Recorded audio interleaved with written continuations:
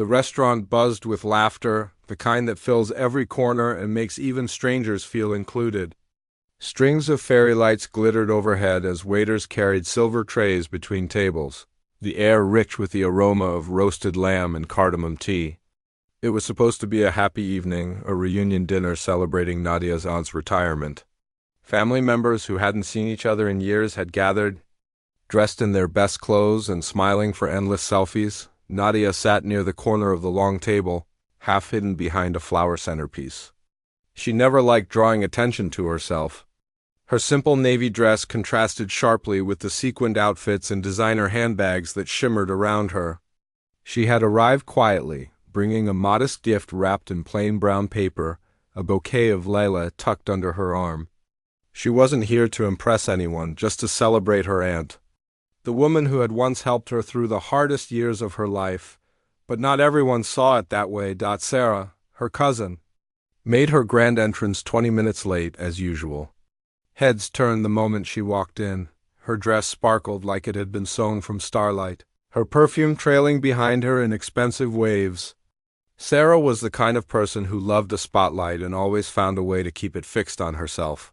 Her laughter was loud, her compliments rehearsed, and her eyes sharp enough to notice every imperfection in others. "Look who decided to show up," Sarah announced when she spotted Nadia. The chatter dimmed slightly. "Still the quiet one, aren't you?" Nadia smiled politely. "Hi, Sarah, you look lovely tonight." Sarah smirked. "Of course I do." Then her gaze swept over Nadia's outfit, pausing at the plain silver bracelet on her wrist. "Oh, Nadia. Still wearing the same kind of clothes, I see. You know, some people upgrade after they get a job." A few people chuckled, uncomfortable, nervous laughter, but Sarah thrived on it. Nadia felt her throat tighten. She hadn't come for this. She tried to deflect with grace. "I prefer simple things. They remind me to be grateful." Sarah's perfectly shaped brows arched. "Grateful? For what, not being able to afford better?" The laughter was louder this time. Even the waiter paused awkwardly before retreating. Nadia's hands trembled beneath the table, but she forced herself to keep smiling. "Happiness isn't always about what we wear or own," she said quietly. "Oh, please," Sarah scoffed, rolling her eyes. "That's exactly what people say when they have nothing to show." "You've always been too soft, Nadia. No ambition. No drive. You could have done something with your life, but you settled for—" "What was it again? Some office assistant job?" Nadia didn't correct her. She didn't tell her that she had built something far beyond that, something that had quietly helped dozens of families. This wasn't the time or place. Besides, Sarah wouldn't believe her even if she tried. The room filled with whispers. Someone clinked a glass to break the tension, but the damage had been done. Nadia's cheeks burned. She stared at her plate, willing the sting in her eyes to fade. She had learned long ago that silence often spoke louder than anger. Her aunt reached across the table and patted her hand gently, but didn't say a word. Sarah, meanwhile, laughed with her friends, satisfied with the attention she'd reclaimed. As dessert was served, Nadia excused herself quietly, stepping outside into the cool night air. The laughter still echoed faintly behind her, but the stars above offered a kind of peace the room never could. She breathed deeply, letting the cold wind sting away her humiliation. Sarah thought she'd won, that her words had broken her cousin. But Nadia knew better. She'd faced far greater pain before and survived. This moment, like every other cruel one before it, would pass. And one day, she promised herself, the truth would speak louder than Sarah's pride ever could. The night air was crisp, carrying the hum of city lights and faint music from the restaurant. Nadia leaned against the cool brick wall, staring at the reflection of passing cars in the window. The laughter inside had turned distant now, muffled by glass and distance, like echoes from another life. She closed her eyes. For a moment, the years fell away. The image of her father's smile came rushing back. Gentle, proud, the kind that made her feel like everything would always be all right. He used to call her his little warrior, saying she could conquer the world if she wanted to. And for a long time, she believed him, back then. Nadia had been the brightest student in her class, The one teachers pointed to as an example. The girl who dreamt of becoming an architect. She loved sketching buildings on her old notepad, dreaming of designing homes for people who had none. She was supposed to go to university on a full scholarship, the first in her family to do so, but dreams, she had learned, can crumble in a single heartbeat. It started the winter before her graduation. Her father came home from work pale and shaking, clutching his chest. The diagnosis was heart disease, serious, expensive, relentless. Their savings evaporated within months, swallowed by hospital bills and medicine costs. Her mother started sewing clothes for neighbors, her hands swollen from long nights at the machine. Natty picked up part-time work after school, cleaning offices and tutoring younger kids. Her scholarship required her to attend full-time classes, something she could no longer afford to do. She had to make a choice, chase her dream, or stand by her family. She chose her family. She withdrew from the university offer quietly, never telling her friends why. The day she packed away her textbooks felt like a funeral, the death of one life to give another a chance. She told herself she'd return someday, that it was only temporary. But one temporary job turned into another, and then another. Years passed before she realized she had never gone back. When her father passed away 2 years later, Nadia was 23. Her mother, broken but grateful, whispered through her tears, "He was proud of you. Nadia, he knew you gave him more time." Those words became her anchor. They didn't erase the pain, but they gave it purpose.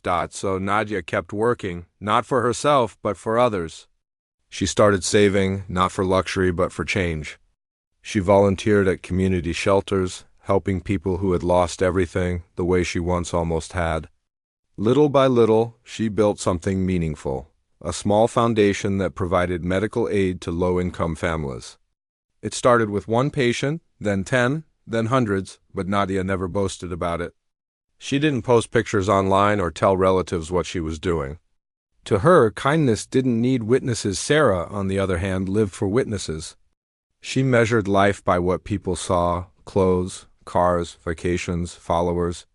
She never knew the depth of the sacrifices Nadia had made because people like her never looked deep enough to see beyond the surface. Inside the restaurant, another round of laughter broke out. Through the glass, Nadia could see Sarah posing for photos, tilting her head just right to catch the light. Nadia watched for a moment, not with envy but quiet understanding. Some people needed applause to feel alive. Others found strength in silence. As Nadia turned to leave, her reflection caught her eye in the window, the same eyes her father once said carried a whole world of hope. She straightened her shoulders. She had been insulted tonight, yes, but not defeated, because she knew something Sarah didn't. True worth doesn't shout, it shines when the noise fades. The following weekend, Nadia found herself once again surrounded by the same circle of relatives, this time at a birthday dinner for Sarah's mother. It was a smaller gathering, but the air carried the same familiar tension, the unspoken hierarchy of pride. Status and subtle comparisons. Nadia had considered skipping the event. But her mother insisted. "It's family," she had said softly. "Don't let one person's arrogance change your heart." So Nadia went, wearing the same calm smile that had carried her through far worse storms. When she arrived, Sarah was already holding court in the center of the room, her laughter sparkling louder than the chandelier above.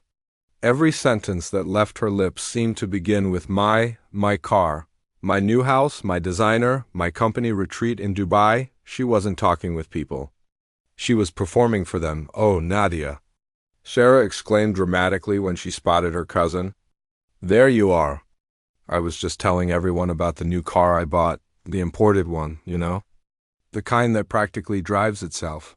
She laughed, tossing her hair as if she were in a commercial. "You must come see it later. It even has a feature that keeps your seat warm. Not that you'd need it, I suppose. Your life seems warm enough without luxury." A few relatives chuckled. They didn't mean to be cruel. They were just used to following Sarah's lead. Nadia smiled faintly. "I'm happy for you. It must feel wonderful to have worked for something you love." "Oh, I didn't just work for it," Sarah corrected, raising her manicured finger. "I deserved it. You know, not everyone has what it takes to climb the ladder. You've got to be smart, strategic, and honestly, she lowered her voice, though it was still loud enough for everyone to hear, a little ruthless. That's the real world, Nadia. You can't just sit quietly and expect life to reward you. Her words were sugar-coated with condescension. Every sentence was a dig disguised as advice. Nadia stirred her tea slowly, choosing silence over defense.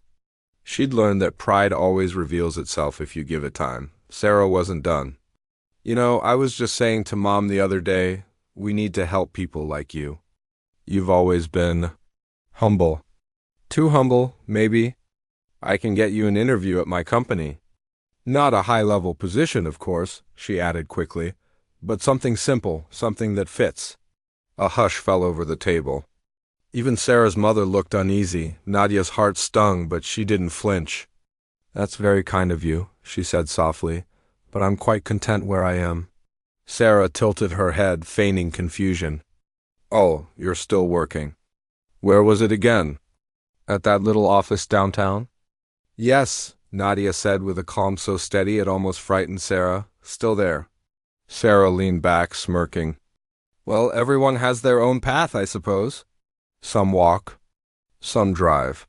The room filled with uneasy laughter. Nadia excused herself soon after, walking toward the balcony. The night air was cooler here, freer. Behind her, the sound of Sarah's bragging continued, louder now, like music played too long at a party that had lost its joy. From the balcony, Nadia could see the city skyline twinkling in the distance. She smiled faintly.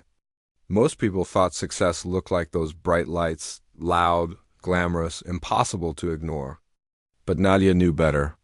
Real success was the quiet glow that didn't need to outshine anyone. And soon, the world and Sarah would see that glow for themselves, because what Sarah didn't know was that her new company's biggest investor, the one responsible for the funds that made her department possible, was none other than the same quiet cousin she was so busy belittling. Nadia's time for silence was ending. The truth was waiting, patient and powerful, just beneath the surface. The night lingered longer than it should have. Conversations faded in and out, laughter swelled and fell. But Nadia remained distant, her mind quietly collecting each word, each insult. Like stones piling on her heart, Sarah was still the loudest voice in the room, spinning stories about her success, her travels, and her influence. Each sentence dripped with the same shallow pride. Nadia's presence, calm, reserved, unbothered, seemed to irritate her even more. So tell us, Nadia, Sarah said suddenly, her tone sharp with false sweetness. What have you been up to lately? Any exciting plans, or are you still working that humble little job of yours? The table fell silent. Everyone turned to look at Nadia, some curious, others nervous. They'd seen this pattern before, Sarah asking questions that weren't really questions, only traps meant to humiliate. Nadia set down her glass, her expression unreadable. It's just keeping busy, she said softly. Same as always. Sarah laughed. Busy doing what? Filing papers? You really should think bigger, Nadia. You're not getting any younger, you know. Women like us need to make something of ourselves before it's too late. Her words stung, not because of what they said, but because of how easily others let them hang in the air. Unchallenged, Nadia looked around the table. No one met her eyes. A few forced smiles, a few awkward coughs. No one wanted to upset Sarah, the golden cousin, the one whose approval came dressed as mockery, and that was when something inside Nadia shifted. She had spent years swallowing pride, years letting others speak over her, because she believed humility was strength. But humility didn't mean silence. And silence didn't mean weakness. She rose slowly from her chair. Excuse me, she said, her tone even, polite. Sarah smirked. Leaving already? Oh, come on, we were just getting started. Nadia met her gaze, calm, steady, and unflinching.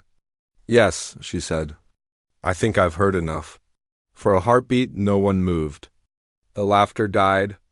The air turned still. Sarah blinked, momentarily thrown off by Nadia's composure. Oh, don't be so sensitive. We're family, we joke. Jokes are meant to make people laugh, Nadia said softly. Not bleed. The words landed heavier than anyone expected. Even Sarah's smile faltered. Nadia took her coat and turned toward the door. She could feel eyes following her, whispers starting to form, but she didn't care. For the first time in years, she wasn't walking away in defeat. She was walking away in peace. Outside, the night wrapped around her like a gentle shield. The city lights shimmered across her face as she took a deep breath. The air smelled of rain and distant jasmine, clean, new, forgiving. She thought of her father again, of his quiet lessons, his belief that strength didn't always roar. He used to tell her, dignity is like a mirror. Once it cracks for someone else's amusement, you never see yourself clearly again. Tonight, she refused to let anyone crack hers. Nadia walked down the street slowly, her heels clicking against the pavement like steady punctuation marks to a chapter closing. Behind her, the sound of laughter resumed, but it no longer held power over her dot because deep down, she knew what none of them did, that the very people mocking her were living off the generosity of her unseen hand. She had given anonymously, built quietly, helped silently. And the day the truth came out, they would all realize that the woman they once pitied was the very foundation that held their comfort together. As she disappeared into the night, a single thought anchored her heart. Let them laugh now. When the truth speaks, it will echo louder than their pride ever could. The following morning, sunlight streamed through Nadia's small apartment, painting soft gold patterns across the floor. The place was modest, neatly kept, filled with books, potted plants, and quiet warmth. There were no signs of luxury, no brand labels or glittering decor.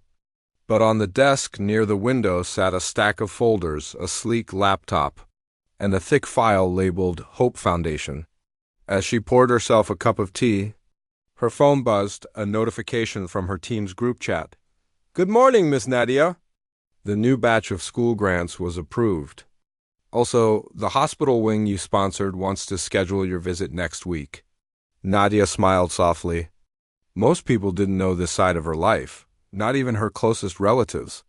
Years ago, when she'd started the foundation, it had been nothing more than a dream scribbled on a torn notebook. She had wanted to help families like hers, people who worked hard, sacrificed everything, and still found the world unfairly heavy. She had begun small, putting away a portion of her modest salary each month. She started helping one patient at a time, paying for medicines, arranging transport, finding doctors who would volunteer. Word spread quietly, and soon others wanted to contribute. A former coworker designed a simple website for her. Donations began trickling in. By the third year, Hope Foundation had become an officially registered nonprofit organization, with partnerships in hospitals and schools across the city, and yet Nadia kept her name hidden from public credit. She always signed as N. Rahman, initials that no one, not even her extended family, ever connected to her. It wasn't pride that drove her. It was purpose. She wanted her work to be about help, not applause, but there was an irony she couldn't ignore. Sarah's company, the very one she bragged about so endlessly, had recently received a large grant from Hope Foundation to fund its community outreach program. Sarah's department had grown from that money, and her big promotion, the one she boasted about at every dinner, had come shortly after. Nadia chuckled quietly at the thought. Life had a strange sense of balance. She opened her email, scanning through the updates from her staff. A new project proposal caught her eye, a collaboration with the city's youth initiative, the same program hosting a charity gala the following weekend. She had been invited as the keynote speaker to share the foundation's story and unveil a new scholarship fund. Her first instinct was to decline. She preferred to work in the shadows. But this time, something inside her urged otherwise. Maybe it was her father's voice echoing softly in memory. There's humility in silence. Yes, but there's also power in truth. Don't hide your light if it can guide others. Nadia stared out the window at the bustling streets below. She thought of Sarah's laughter, the mocking tone, the way people's perceptions were shaped by what they thought they saw. Maybe it was time to remind them that true worth had no costume, that it could stand quietly among the loudest voices and still be heard. With a deep breath, she opened the invitation again. City Charity Gala honoring local changemakers. This time, she clicked accept. Her team would be thrilled. The world would finally see the woman behind Hope Foundation. The same woman Sarah had humiliated in front of everyone, but Nadia wasn't seeking revenge. No, this wasn't about payback. It was about truth, about showing that kindness, patience, and quiet strength could accomplish far more than arrogance ever could. Still, she couldn't help but smile at the irony. The next time she met Sarah, it wouldn't be at a dinner table. It would be on a stage under bright lights, with cameras flashing and people listening, and Sarah would learn that the cousin she once called a failure was the very reason she stood where she did. The truth was coming. And when it arrived, it wouldn't shout, it would shine. The city shimmered with weekend energy, lights glowing, cars humming, and a soft breeze carrying the scent of rain on pavement. The grand hall where the charity gala was to be held stood like a beacon of elegance, its glass walls reflecting the skyline. Inside, workers moved briskly, setting up banners and floral arrangements. A large golden sign read, City Charity Gala, honoring local changemakers. Nadia arrived early. She wore a simple, elegant cream-colored gown that draped softly around her figure, understated, graceful, and dignified. Her hair was swept into a loose bun, and the only jewelry she wore was her mother's old silver bracelet, the same one Sarah had mocked. She stood near the stage, going over her speech one last time. Her heart beat calmly, not from nerves but anticipation. She wasn't here to prove herself. She was here to share hope. Yet deep down, she couldn't ignore the quiet awareness that tonight might bring something unexpected. As she reviewed the event program, her assistant, Amina, approached with a smile.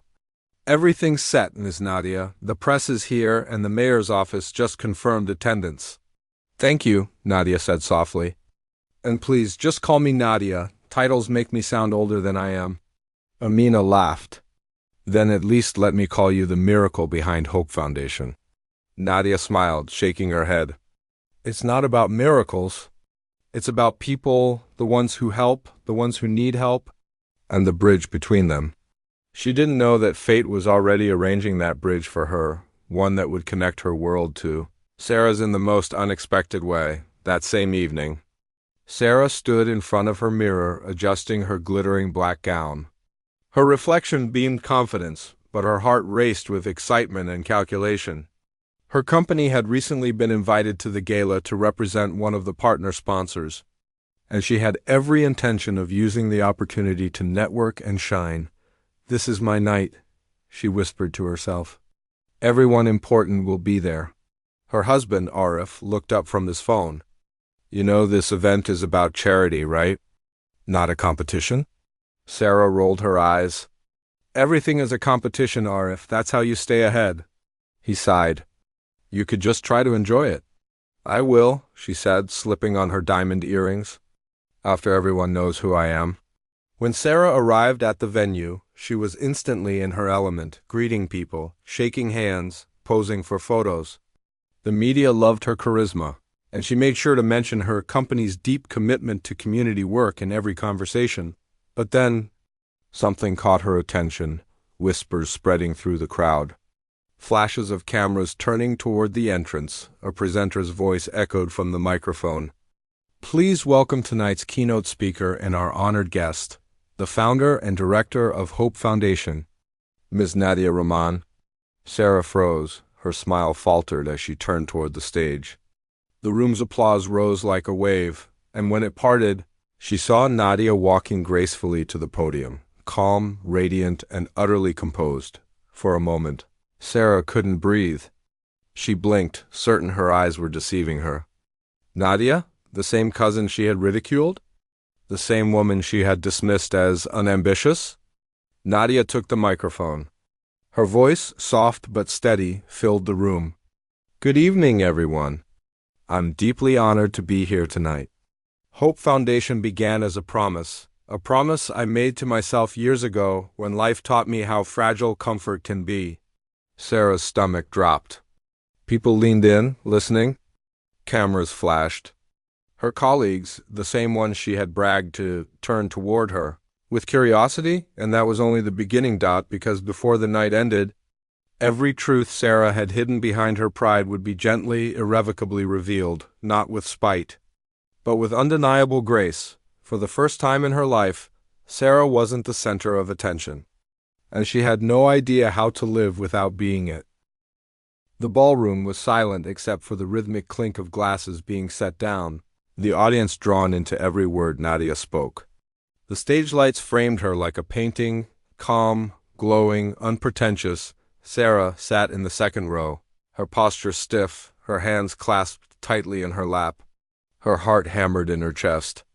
Every time Nadia spoke, a new wave of realization washed over her, and it stung deeper than the last.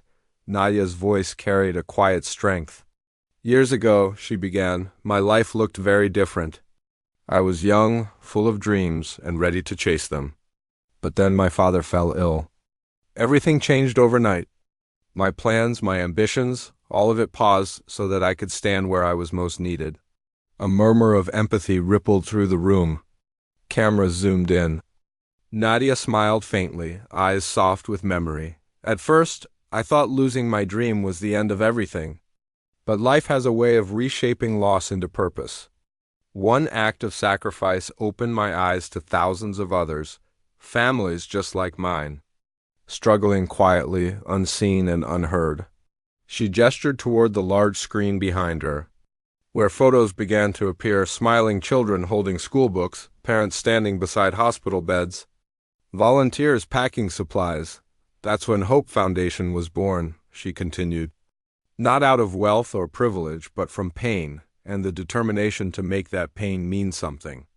We started small. One patient, one meal, one smile at a time. And now, 10 years later, we've been able to reach over 15,000 families across the country. The crowd erupted into applause. People rose to their feet. Reporters scribbled notes. But Sarah sat frozen. 15,000 families? 10 years? Her mind reeled. 10 years? That meant Nadia had been building this foundation long before Sarah had even started her own career, quietly. While everyone else was busy judging her life, and then came the final blow. Nadia continued, many of our recent projects wouldn't have been possible without the support of local businesses who believe in giving back. One of our largest collaborations this year was with the Bright Corporation. Their community outreach program helped us expand medical aid to hundreds of children. Sarah's head snapped up. Bright Corporation, her company. Nadia smiled, glancing toward the corporate representatives seated nearby. We're truly grateful for your partnership. It's amazing how lives can be connected in ways we never expect. Sarah's face turned pale. The dots connected brutally fast. The funding that had made her department look so successful, the partnership that earned her promotion, it had all come from Hope Foundation. From Nadia, from the very cousin she had ridiculed for being unambitious. She could feel the weight of people's eyes on her, subtle glances, whispers behind hands. Her husband shifted uncomfortably beside her, understanding dawning in his expression. On stage, Nadia continued with poised sincerity. I've learned something important over these years, she said. People often mistake silence for insignificance. But silence can be powerful. It's where strength gathers before it speaks. And sometimes the quietest people are the ones doing the loudest good. A hush fell again. Her words weren't directed at anyone in particular, yet they pierced straight through Sarah. It was as if the truth itself had taken aim. Not cruelly, but unavoidably. Nadia concluded. True success isn't about how high you climb or how bright you shine. It's about how deeply you touch lives, even when no one's watching. Thunderous applause filled the hall. People stood, cheering, moved to tears. Cameras flashed as Nadia stepped down from the podium, shaking hands with officials and volunteers. Meanwhile, Sarah remained seated, her carefully constructed image crumbling silently inside her chest. Her throat ached with unshed tears, but she couldn't move. The woman she'd mocked for years had become everything she claimed to admire: intelligent, compassionate, and successful beyond measure, and worst of all, Nadia had done it without needing to prove anything to her gut. As the applause roared on, Sarah whispered to herself, "Oh God, what have I done?" The applause still thundered when Sarah finally stood up, though it felt as if the world around her had gone silent. She clapped mechanically, her palms cold, her heart thudding with a heaviness she'd never known before. Every cheer, every camera flash felt like a mirror turned toward her, reflecting not Nadia's light, but her own darkness. Her mind played back every cruel thing she had ever said. "You've got no ambition. You should aim higher. You'll never understand success." Now, those same words echoed with unbearable irony. She sank back into her chair, the air thick around her. People nearby whispered softly. Her colleagues, the ones she'd bragged to countless times, were looking at Nadia with admiration. Even the CEO, sitting just a few seats away, leaned toward another executive and murmured something approving about the foundation's incredible leadership. That leadership was Nadia. Sarah's throat constricted. The same cousin she had treated like a shadow, invisible, unworthy, was being celebrated as a visionary when the ceremony ended. Guests began gathering around Nadia, eager to shake her hand and congratulate her. Camera crews swarmed, journalists scribbled notes, and volunteers hugged her with genuine gratitude. Nadia received it all with her characteristic humility, smiling softly, thanking each person by name. Sarah stood in the back of the crowd, watching helplessly. For the first time, her envy wasn't sharp, it was hollow.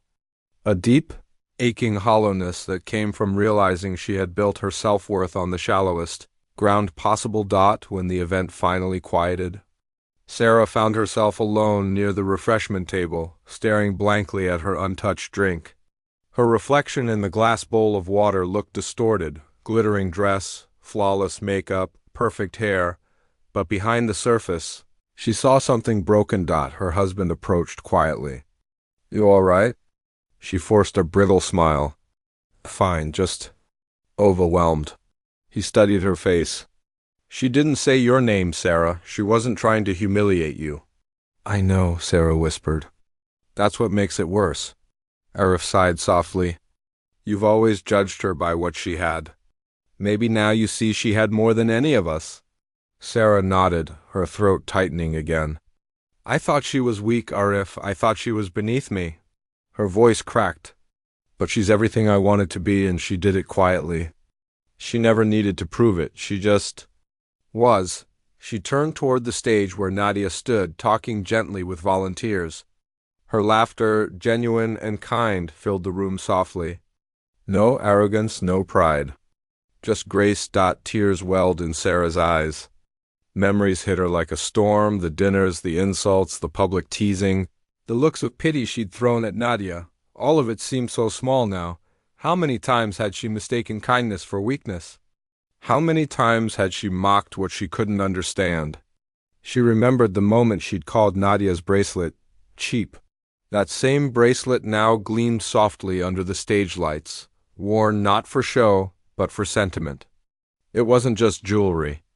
It was memory, legacy, love. Sarah turned away, covering her mouth with her hand as quiet sobs escaped. Her makeup began to blur, the diamond shimmer of her gown now only amplifying her guilt. She wanted to run, to vanish, but something inside her refused. This was her reckoning, and she needed to face it. Taking a deep breath, she straightened her shoulders. For the first time in her life, she wasn't going to seek attention. She was going to seek forgiveness. She began walking slowly toward the stage, her heart trembling with every step. The crowd parted slightly as she approached. Nadia looked up, her gentle eyes meeting Sarah's, surprised but calm. For a long moment, neither spoke. The air between them held years of unspoken pain, misunderstanding, and pride. Then, in a voice softer than a whisper, Sarah said, "I owe you an apology, one I should have given years ago." For a moment, time itself seemed to pause. The chatter in the ballroom faded, and all eyes turned to the two women standing face to face, one trembling with regret, the other radiating calm understanding. Nadia blinked softly, clearly surprised to see Sarah there. But her expression held no trace of resentment, only quiet curiosity. "Sarah?" she said gently. Sarah swallowed hard, her throat tight. I didn't come here to cause a scene, she began, her voice barely audible. I just needed to say something before I lose the courage again. People nearby stepped back respectfully, forming a silent circle around them. Sarah could feel dozens of eyes on her, but for once, she didn't care how she looked. Her voice trembled, but her words were honest. I said awful things to you, she continued. For years, I treated you like you didn't matter. Like you were small because I needed to feel big. And tonight, standing here, I realized you never needed to prove yourself to anyone. Least of all me. Her eyes glistened with tears. You built something meaningful, Nadia, something that changes lives. And I only built walls. The room was utterly still. Nadia's expression softened, her heart clearly torn between compassion and sorrow. Sarah, she said after a moment, you don't owe me anything. Yes, I do, Sarah insisted, shaking her head. I humiliated you in front of family, in front of friends, even strangers. And you never fought back? You just smiled and walked away. I thought your silence meant I'd won, but now I see you were just choosing peace over pride. A tear rolled down Sarah's cheek. You've been strong in ways I never understood. I'm so sorry for the way I treated you. Nadia took a slow step forward, then another, until she was standing right before her cousin. She reached out and gently placed a hand on Sarah's arm. Her touch was warm, steady, forgiving. Sarah, she said softly, we all learn at our own pace. Some lessons come quietly, some come painfully. What matters is that we learn them. Sarah blinked, overwhelmed by the gentleness in Nadia's voice. There was no anger, no bitterness, just grace. Nadia smiled faintly. I don't hold anything against you. In fact, I'm grateful. Because every person who doubted me made me work harder to stay true to myself. You were part of that journey. Sarah's lips trembled. You're still kind, even after everything I said. Nadia's smile widened slightly. Kindness isn't weakness, Sarah. It's strength that doesn't need to shout. A quiet murmur spread through the crowd, admiration, emotion, perhaps even tears. A few people clapped softly, the sincerity of the moment sinking deep into everyone present. Sarah couldn't hold back anymore. She stepped forward and wrapped her arms around Nadia, hugging her tightly. At first, Nadia froze, surprised, but then she returned the embrace. It was the kind of hug that carried years of buried emotions, apologies and forgiveness all at once. When they finally stepped apart, Sarah whispered, "Thank you. For giving me a chance to see who you really are?" Nadia shook her head gently. No, Sarah, you just needed a chance to see who you really are. Sarah smiled weakly through her tears. For the first time, she understood. All her life, she had chased success that sparkled on the surface, status, appearance, recognition. But Nadia had built something far more lasting, purpose, compassion, respect. That night, as Sarah left the ballroom, she felt a strange sense of peace. The shame still stung, but beneath it was something new, a quiet resolve. She knew she couldn't undo her past, but she could choose to start over. She looked back one last time. Nadia was still there, surrounded by volunteers, laughing softly. And for the first time, Sarah didn't feel envy. She felt admiration, the kind that comes when you finally realize what true strength looks like. Weeks passed since the gala, but the memory of that night stayed vivid in Sarah's mind. The lights, the applause, the confession, and most of all, the hug. It was as if something inside her had finally broken open, releasing years of bitterness she hadn't even realized she'd been carrying. Life, however, didn't change overnight. Sarah still woke up every morning with the same responsibilities, the same work pressures, the same mirror reflecting her carefully composed image. But there was something new in her reflection now, a quiet humility, a softness that hadn't been there before. She began small. She called her assistant into her office, and instead of issuing another curt order, she asked how her day was going. She started listening more in meetings instead of speaking first. And one weekend, she finally picked up the phone and called Nadia. "Hello?" Nadia's voice came, warm and familiar. "Hi," Sarah said softly. "It's me." There was a pause, not awkward but gentle. Sarah, Nadia said, her tone filled with kindness. It's good to hear from you. I was wondering, Sarah continued, hesitant, if you'd let me visit the foundation sometime. I want to see it for myself, not as a guest, but as someone who wants to help. Nadia's smile could be heard through the line. I'd like that very much. A week later, Sarah drove to the small community center where Hope Foundation operated. The place wasn't luxurious, no gleaming marble floors or air-conditioned offices, but it pulsed with warmth. Children played in the courtyard, volunteers sorted supplies, and laughter echoed through the halls. Sarah stood quietly, taking it all in.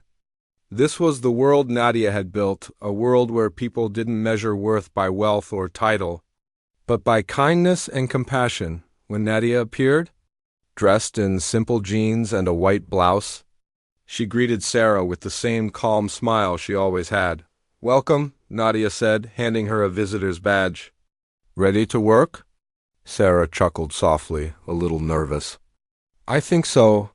Nadia led her through the rooms, explaining how donations were used, how volunteers coordinated aid deliveries, how every small contribution made a difference.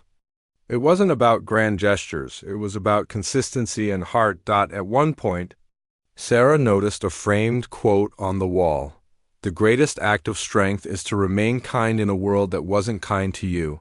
She stood in front of it for a long moment, her throat tight. It was as if the words had been written for her. Later, as they packed medical kits together, Sarah turned to Nadia and said, You know, I used to think power came from being above others. But now I see it's about lifting others up. You've been doing that all along? Nadia smiled. Maybe we both had to walk different roads to learn the same truth.